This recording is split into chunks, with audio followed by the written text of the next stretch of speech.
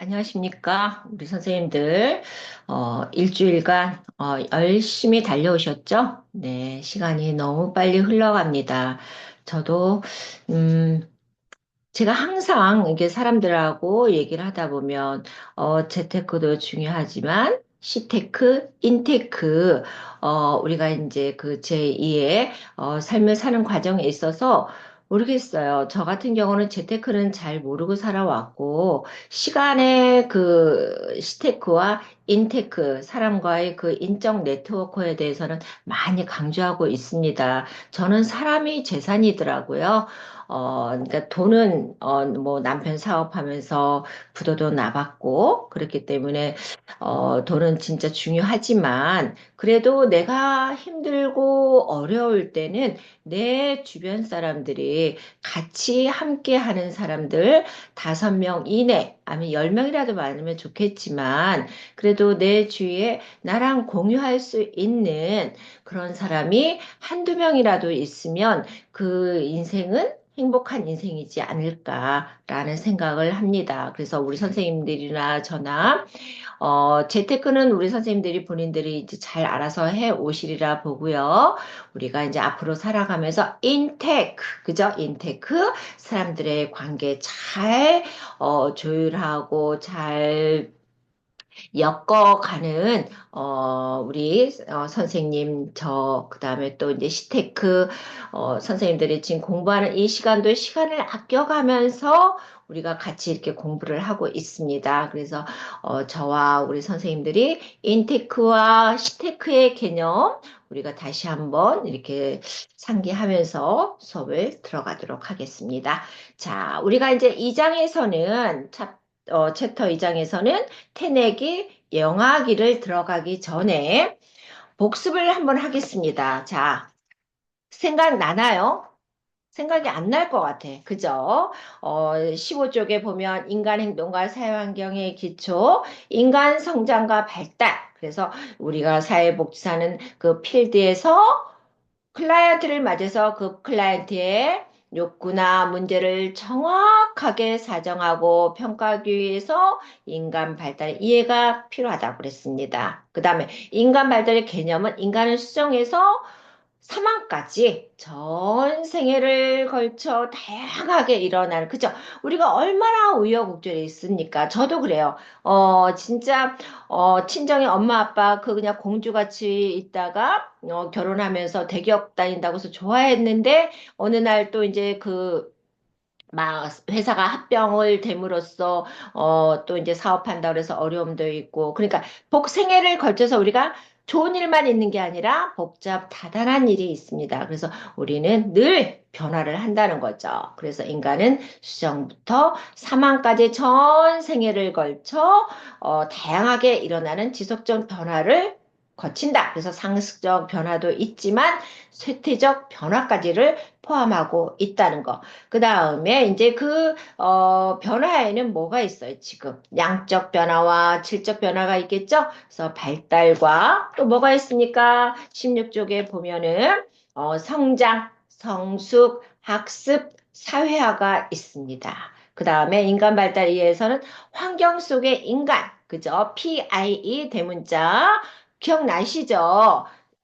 person in environment. 우리는 모든 환경에 둘러싸여 있습니다. 그래서 주변의 환경과 개인의 서로 상호작용하는 결과가 환경 속의 인간, 그 다음에 인간 발달의 역동성 이해는 전인적인 인간, 그죠?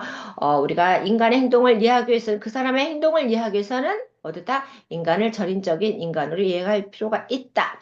인간의 성격이 우리가 그 사람을 만나서 저 사람 왜 그래 왜 그래 왜 그래 하기보다는 왜 왜 그래야만 하는가를 이해해야 된다고 그랬죠? 그 사람의 그 환경이 어떤가, 그죠? 주로 우리는 환경에 의해서 그 사람의 성격이나 이 모든 게 그 다음에 정해져 있습니다. 그래서 부적응 행동에 대한 이해도 우리가 배웠고요. 또 인간 발달의 원리.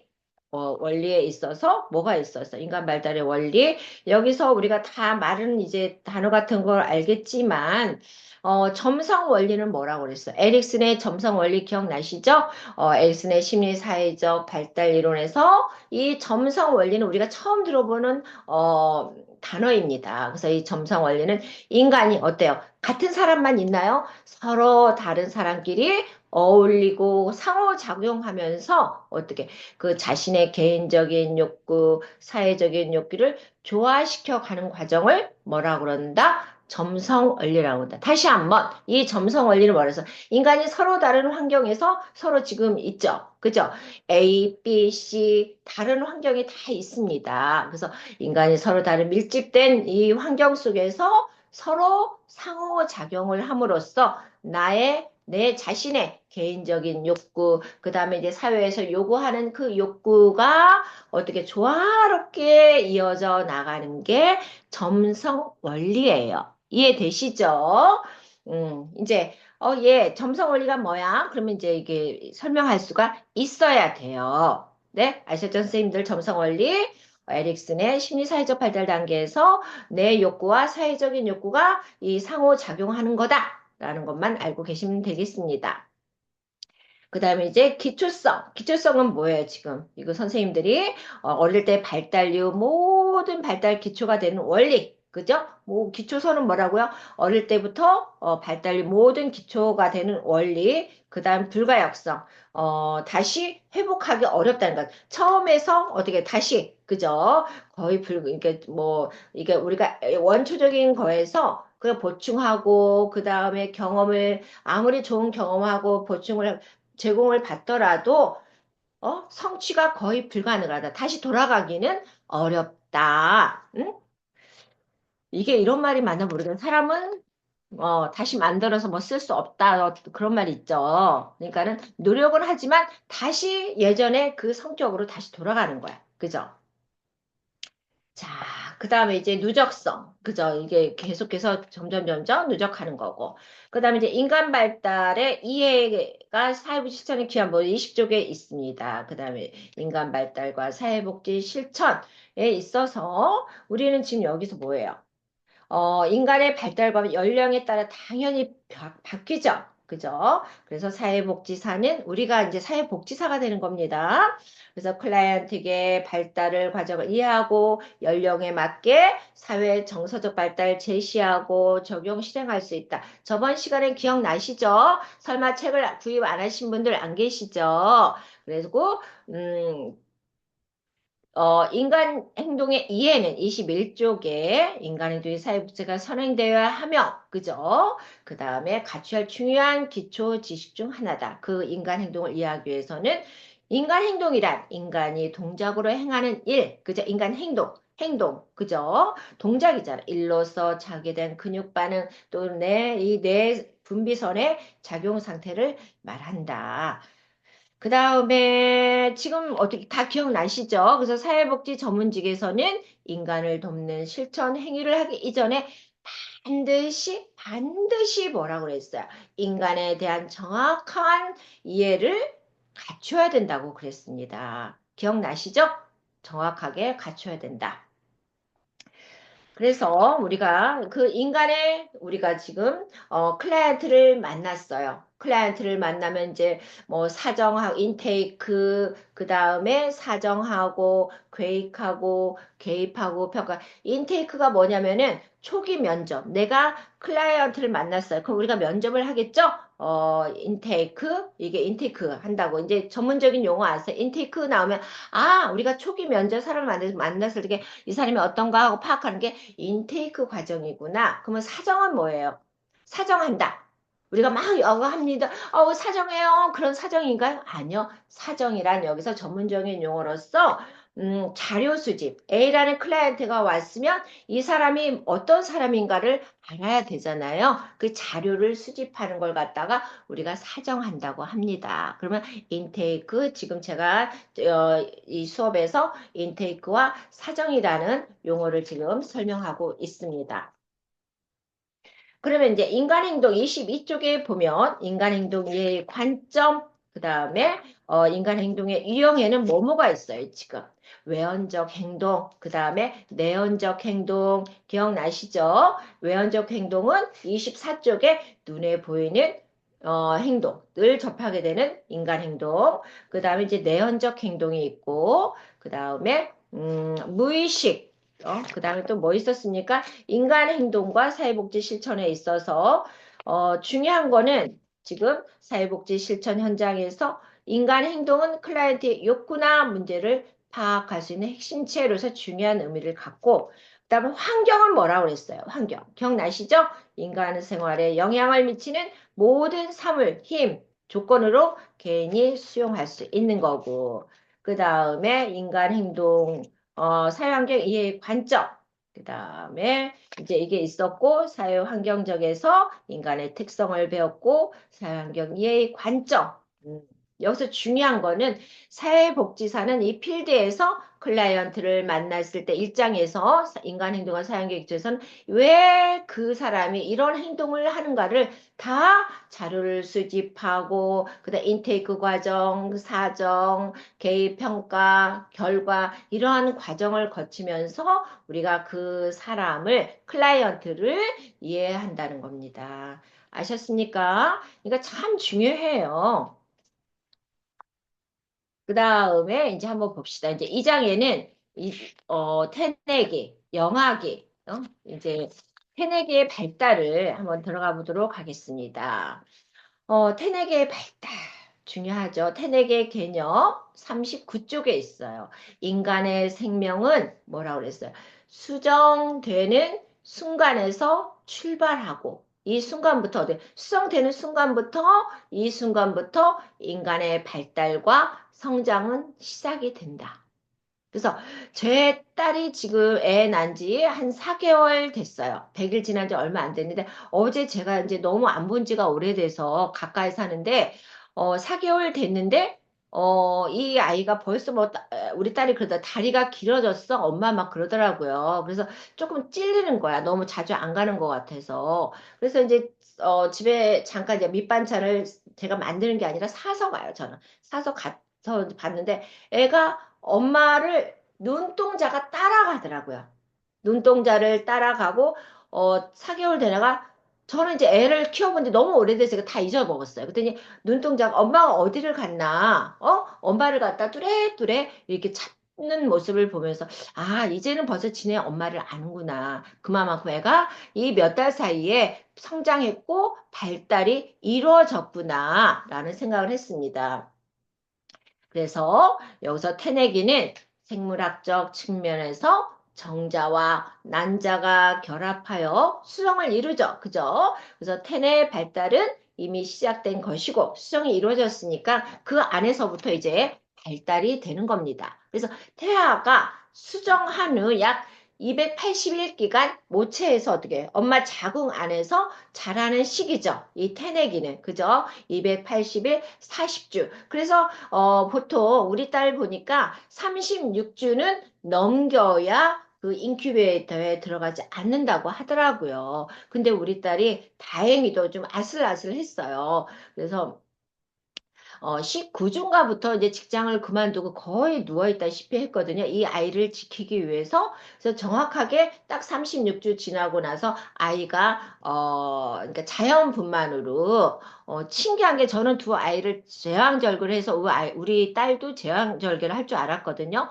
그랬더니, 어머나, 이 자연분만을 하더라고요. 그래서 태아가 수정 후 약 280일 기간 동안, 40주 동안 모체에서 자라는 시기. 그래서 이제 중요한 거는 제 딸이 이제 그 애를 낳고 나서 화장실을 그날 그 화장실에서 쓰러져 버렸대요. 쓰러져가지고 그 뭐 쓰러진 모습을 이제 저희 사위가 봄으로써 둘째는 안 낳겠다고 지금 다짐을 했다고 너무 무서운 거야. 그 쓰러지는 모습을 생생한 모습을 보고 나서 아마 이제 피를 많이 흘려서 그런 건지 아마 좀 위험했었나 보더라고요. 그래서 저도 그 얘기 들으니까 막 가슴이 뭉클뭉클하고 엄마로서 눈물이 나티다. 그래서 태아가 40주 동안 모체 사례식을 태내기라고 한다. 그런 걸 하고 그래서 태내 발달 시기는 이 어머니 자궁 내에서 태아의 신체 조직이 발달하고 신체 성장이 가장 큰 폭으로 일어나는 게 이 태내기. 이 태내기에서부터 그 아이의 인성이 발달합니다. 우리는 잘 알고 있어야 돼. 인성이 발달합니다. 그래서 태내 시기의 태아의 발달해 주는 중요한 영향을 주는 걸 한번 봅시다. 뭐냐면은 임산부의 연령, 그죠? 젊은 나이에 애를 갖느냐, 그 다음에 건강하냐, 영양, 그 임신했을 때 영양 상태는 어떠냐, 음주, 흡연을 하냐, 약물 복용, 뭐 수면제를 복용하냐, 내가 지금 뭐 어떤 저기 뭐야, ADHD 상태냐, 뭐 정서적 상태, 내가 지금 어떠냐, 이런 상태가 참 이 아이한테 중요해요. 그래서 내가 인성은 뭐라고 그랬어요? 50%는 선천적으로 타고나고 30%는 환경, 20%는 노력에 의해서 만드는 게 인성입니다. 그래서 그 사람의 인성은 잘 안 바뀌어요. 왜? 50%는 엄마 뱃속에서부터 타고났기 때문에 근데 우리가 또 노력을 하잖아요. 노력을 하면 어느 정도는 바뀌어. 그렇지만 어느 순간 내가 긴장을 놓치면 또 원상태로 제가 그래요. 제가. 아, 그래. 나도 조금 이렇게 우아하고 좀 상대방을 배려하는 예쁜 목소리로 내야 되겠다. 막 해가지고 좀 차근차근하게 이 목소리를 좀 속삭이듯이 하려고 해요. 근데 그렇게 순간 그렇게 했는데 어머 어느새 목소리가 점점 솔로 올라가더라고. 이게 자제가 안 돼요. 자제가. 그래서 아 아까 불가역성 나왔죠? 원래대의 상태로 돌아가기 힘들다. 그게 불가역성이에요. 제가 그래요. 제가. 이제 불가역성의 단어는 확실히 알겠죠? 아무리 경험이나 뭐가 누적이 되어도 원래의 상태로 돌아가기 힘든 게 불가역성이다. 그러니까 태어날 때 어떻게 애가 잘 좋은 환경에서 좋은 부모 밑에서 잘 자란 아이들은 그래도 50%는 먹고 간다 이거죠. 그 다음에 태아에게는 그다음 여기서 외부적 요인으로 환경적인 요소인 방사선 환경 엄청 중요하죠. 그죠? 요즘은 이 초미세먼지, 오늘도 초미세먼지 뭐 발령 났다 어떠고또 나와더라고요. 초미세먼지를 왜 위험하냐면 10년 후에는 치매로 올 수가 있어요. 이 초미세먼지가 이 뇌 속까지 파고든대요. 그래서 태아에게는 유전적 요인과 아이고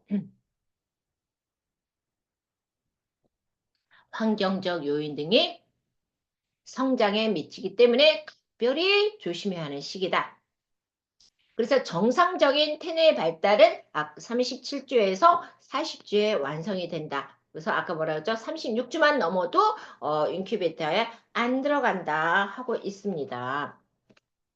그래서 이제 여기 나오네요. 조사를 했을 경우에 이 41조 조사를 했을 경우에 생존할 수 있는 시기는 22에서 26주 사이가 보편. 그래도 조사를 했어도 22주에서 26주 사이가 이런 아이는 그래도 인큐베이터에 들어가면 살아날 확률이 있다는 거죠. 그래서 이보다 전에 태어난 아기들은 그러니까 22수 전에 태어난 아이들은 뭐 폐가 미성숙하고 호흡이나 체온을 조절할 수 있는 기능을 제대로 갖추지 못하기 때문에 생존율이 높다, 낮다? 생존율이 낮다는 겁니다.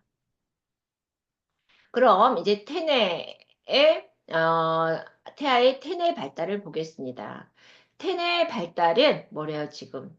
대략 266일. 우리가 280일이라고 그랬죠?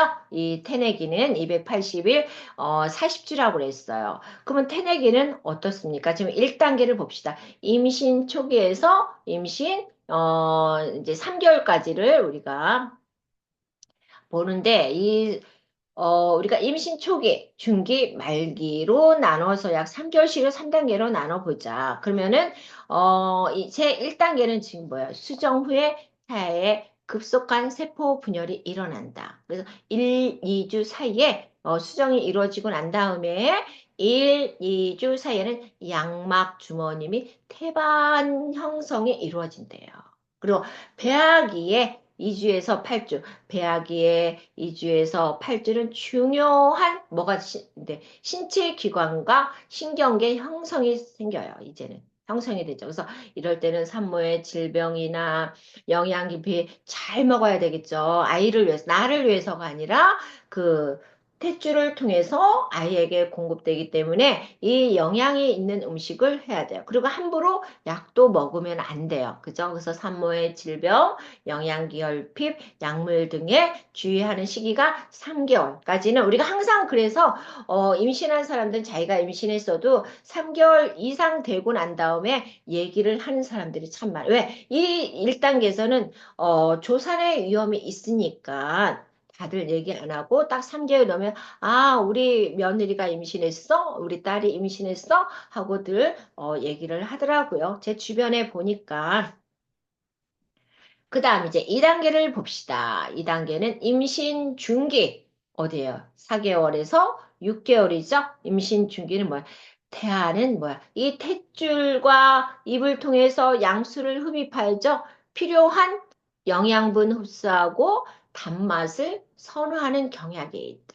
그래서 태동은 몇 개월부터? 4개월부터 시작하고 지금 손톱, 발톱 형성은 5개월 정도부터 그 다음에 눈의 기능 발달은 뭐 지금 6개월부터 시작을 한대요. 근데 너무너무 신기한 게 제 딸이 잘 때 어떻게 되면 항상 손을 이런 식으로 놓고 자거나 이렇게 왼손을 이게 얼굴 근처에다 이렇게 놓고 자거든요. 근데 우리 손자가 그 자는 모습이 똑같은 거야.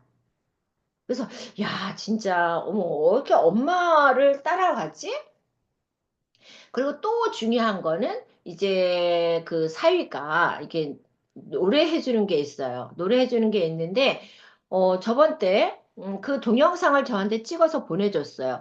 이게 태아에서 아빠가 늘 들려주던 노래가 있었습니다. 근데 그 노래 처음에는 애가 삐죽삐죽 울 것 같더라고요. 아빠가 계속 노래하고 있으니까. 근데 그 다음 초기 중기부터는 그 동영상에서 중간 단계에서부터는 애가 하면서 계속 따라하는 거야. 그 아빠의 그 음요리에 맞춰서 음에 맞춰서 애가 하면서 따라서 와 진짜 저는 이제 이 아이를 보면서 이게 아빠가 태내 뱃속에 있을 때 들려줬던 음악을 들려주니까 이게 다 반응을 하는 거예요. 반응을.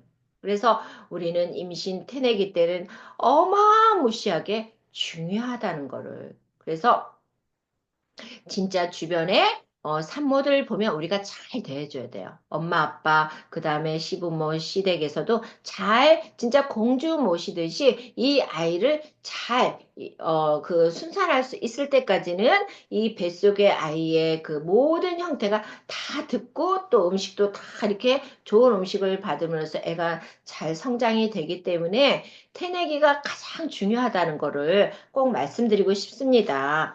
그리고 이제 임신 7개월에서 9개월, 태아의 발달이 완성되어 자궁 밖에서 생존 가능한 개월수로, 그죠? 이제 태아 발달 완성돼서 이제 자궁 밖에서 어떻게 되는 거야? 7개월에서 9개월은 이제 밖으로 나와도 우리가 팔싹둥이, 칠싹둥이 얘기 들어보셨죠? 그죠? 우리가, 칠싹둥이. 그래도 인큐베이터 들어가서 잘 자라요. 칠싹둥이나 팔싹둥이도. 그래서 태아의 발달이 완성되어서 자궁 밖에서 생존 가능한 개월수로서 이제 7개월만 넘어도 괜찮아. 그래서 산모의 항체가 태아의 혈액에 유입되어 태아의 면역력이 증가하는 시기다. 그래서 우리 딸이 19개월, 그러니까 19주죠? 19주면 몇 개월이에요, 지금? 한 달에 4주니까 4, 5, 25개월. 5개월 때부터 거의 침대에만 누워 있었던 것 같아요. 조산의 기미가 있어서, 그러니까 19주니까 한 5개월쯤 되죠. 그래서 거의 침대에만 누워 있고, 아니면 이제 병원에 입원시키려고 그랬어요. 근데 병원에 입원하느니, 어차피 병원에 입원해도 누워 있는 거밖에 안 하니까, 침대에 거의 누워서만, 꼼짝 안 하고 누워서만 있었습니다. 그랬더니 이 엉덩이가 진짜 까맣게, 진짜 그 까맣게 변했다. 저는 이제 보지는 않았는데, 엉덩이에 그가 까맣게 변해서 좀 이렇게 가슴이 아팠다. 그러더라고요. 그래서 참 이 아이가 밖으로 나오기까지는 이 엄마의 역할이 참, 크구나. 그래서 우리 딸이 이렇게 보면, 아이를 키우면서 너무나 행복해요. 너무나 행복해하고, 이 아이를 진짜 가면은, 나 같으면 한 10분 보고 나서 저는 그냥 소파에서 누웠다가 자고 그냥 그러고 오거든요. 근데 얘는 너무 행복한 거야. 그러니까는 저는 이제, 제가 일이 있다 보니까 늘 마음이 바쁘고, 그래서 이게 차분하게 봐줄 시간적이 안 되더라고요. 근데 그 아이를 정성껏 봐주는 그 모습에 우리 딸이 예쁘고 대견하고 그렇습니다. 자, 배종기, 그죠? 이거 한번 선생님들이 읽어보시면 될 것 같아요. 배종기 난자에 배출이 되어서 뭐 24시간 내에 수정이 되고 30시간 내에 정자 난자 염색체가 결합이 되고 30시간 수정 후 어떻대요? 24에서 30시간 수정은 24시간 내에 수정이 된대요. 그죠? 24시간 내에 수정이 되니까 수정 후에 24에서 30시간 내에 또 정자 난자 염색체가 또 결합이 된대요. 그 다음에 30시간 지나면은 이제 세포 분열이 되고 48시간 지나면 4개 세포, 또 12개의 세포, 4일째 되면 또 128개의 세포, 그 다음에 4, 5일째 자궁 내에 이제 떠돌아다니는 거야, 이 세포가. 그래서 일주일이 되면 어떻다? 자궁 내에 이제 확상이 되는 겁니다, 일주일째. 아시겠죠? 어, 지금 남자 선생님들도 이제 이 수업을 지금 듣고 계실 거예요. 아, 처음에는 수정됐다가, 그 다음에, 30시간 이내에 정자와 낭자가 또 그때 이제 수정이 되는구나. 그러고서 세포 분열을 계속 일으키다가, 아, 일주일 되니까 착상이 돼서, 자궁 내에서 이게 되는구나. 그래서 이제 15일째 보름 되면은 자궁벽에 완전히 착상이 되는 거죠. 그래서 배종기가 있고, 그 다음에 이제 배아기, 그죠? 참 신비롭네요. 그죠? 배종기를 거쳐서 착상이 되고, 이제 배아기, 그 다음에 이제 이런 태아기, 참 자, 봅시다. 이제 태아의 발달과 환경을 미치는 요인을 봅시다. 그러면 이제 임신부가 태아는 어떻게 되겠어요? 이제 한 몸이 되는 거죠. 이제 합체가 됐어요. 그래서 서로 상호작용하고 태아는 어머니에게서 엄마에게서 완전히 분리되어 있지 않아요. 그죠? 그래서 모든 걸 엄마의 생각과 엄마가 어떻게 행동하는 거, 엄마가 먹는 음식, 이게 다 직접적으로 영향을 미치기 때문에 산모는 엄마는 임신부는 어떻게 돼? 늘 좋은 생각, 좋은 음악, 그죠? 늘 이렇게 뭐 책을 본다거나 우리 딸은 책을 안 좋아해서 책을 안 보는 것 같아요. 음악은 많이 들어도.